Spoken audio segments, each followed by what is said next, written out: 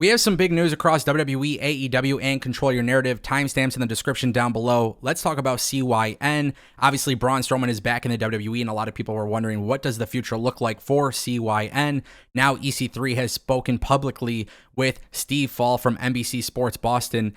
So basically, for those who didn't know, Control Your Narrative had this very large tour that they were planning, obviously being a traveling promotion. He says we're dealing with the ramifications now because when you lose a top-level name and a draw, you know the business does not. The business does have to be reevaluated, especially from an outside perspective of our tour. Like, that will not go on as planned. I'm trying to salvage an opportunity for some of these days to maintain, but as is, it was booked based on that availability, which is no longer there. And that's okay because, again, small infrastructure. Is that what we are, a traveling promotion? We could be. Are we ready to be? I don't know. I don't know what this exactly means for the future of Control Your Narrative. And honestly, he is right. It's a small infrastructure. Maybe they are not ready to push the brand forward. Obviously, Braun Strowman's in WWE. He is doing big numbers for WWE on YouTube since returning to the company. WWE reportedly has high plans or major plans for Braun Strowman, which includes a very high ceiling. And that's exactly what WWE needs to do. They need to treat him like a big deal in order for it to be a successful signing. But also, Control Your Narrative, I feel like it's just kind of been in the situation where it exists. It's a very small niche product. It caters to their audience, and their audience seem to enjoy it. But, you know, being a traveling promotion, it's going to cost a lot of money. There's a lot of logistics in making that happen, to make that happen. And of course, with those types of resources that you need, EC3 is absolutely correct. You know, you do bank on having somebody like Braun Strowman there. And then, of course, you got to keep in mind, Control Your Narrative has also lost. You got to keep in mind they also lost Karrion Kross as well. So don't know exactly what the future looks like, but my assumption is that tour may not be going on as planned, and we'll kind of, you know, stay in tune and see what ends up happening after. I want to talk to you guys a little bit about WWE NXT. As you guys know, I did a live stream covering the news that WWE was going back to the black and gold era. We have been covering these updates for a while. August 18th, I made a video talking about NXT 2.0 shutting down. For some reason, people thought it was clickbait. But no, WWE was going under a massive change for the NXT brand. This meant bringing back takeovers. This meant changing the overall brand, the presentation. While WWE NXT 2.0 actually had a very good jump in viewership. It drew over 728,000 live viewers on USA Network. And keep in mind, this happened at a time where nobody actually knew specifically that last night's episode would introduce the end of 2.0 and then the transition to the black and gold, black, white, and gold, whatever. But now that WWE NXT is transitioning to this new presentation, this new brand, they've dropped the splattered colors. It actually appears a lot of fans on Twitter are excited about it. And honestly, it makes sense. I've been saying that NXT 2.0 definitely shifted away from, you know, the 2020, 2021 version of NXT. But there's a lot of similarities to it, you know, from when NXT was, you know, 2012 to 2017.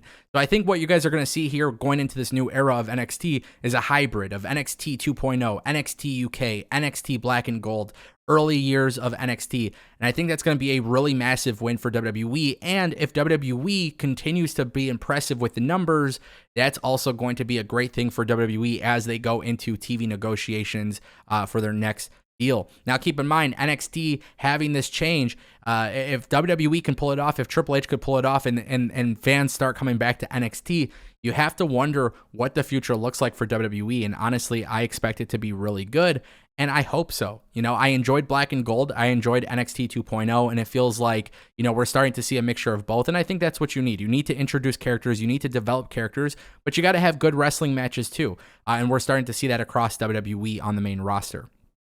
What about the AEW suspensions? I thought this was very interesting. On Wrestling Observer Live, Brian Alvarez and Meltzer, you know, they've been talking about this story a lot, but now Brian Alvarez has provided an update.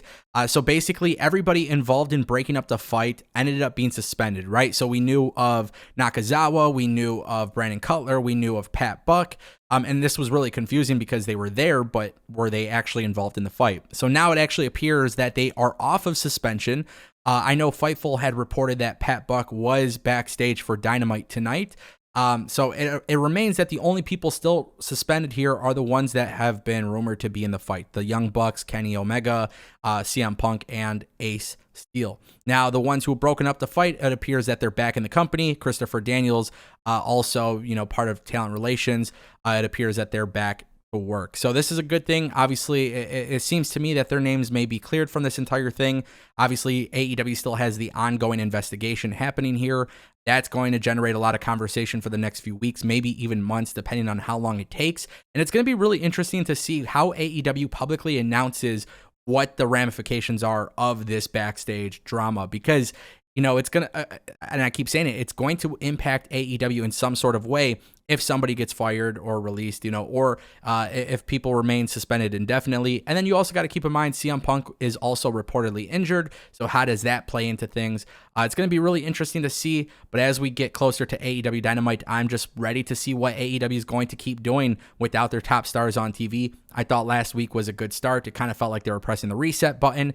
And now it appears that this is going to be something to keep paying attention to, because, again, the future of their product could very well be on the line here.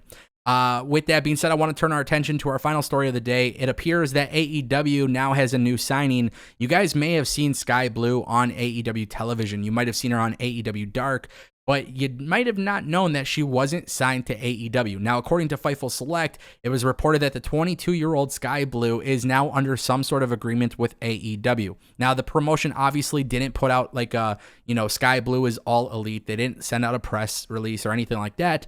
But basically, the idea here is that if she wants to be booked for any independent company, it does have to be approved by AEW. And that was something that was noted in the original report.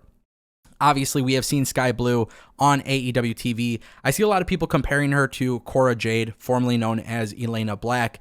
And obviously, there's going to be a lot of comparisons between people in different companies and whatnot. I think Sky Blue is great, and the fact is she's young. So if she could continue to develop and get better, maybe AEW has something there. So the idea that she's finally signed to the company is a great thing. This also goes to show you that maybe it's not a bad thing that you have independent talent working for Dark. Yes, I think maybe Dark is a little too much with the squash matches or, boosting the record of certain wrestlers. But it is a great platform for AEW to take a look at talent and say, hey, we're going to see how people react to you. We're going to give you a chance to work with people on TV.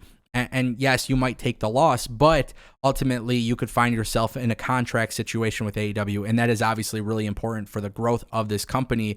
You don't want them just signing a whole bunch of people from Impact and WWE. You really want them to kind of find the people that may not be noticed, may not have name value, and then try to develop them as a homegrown star. We've seen that benefit AEW in the past, but if they do this consistently, it could be really good. Let me know what you guys think down below. Are you looking for more wrestling-related content from Ango? Consider checking out this new channel called More Ango, where I'm going to provide big opinion pieces on all of the things happening in wrestling. Hope to see you there.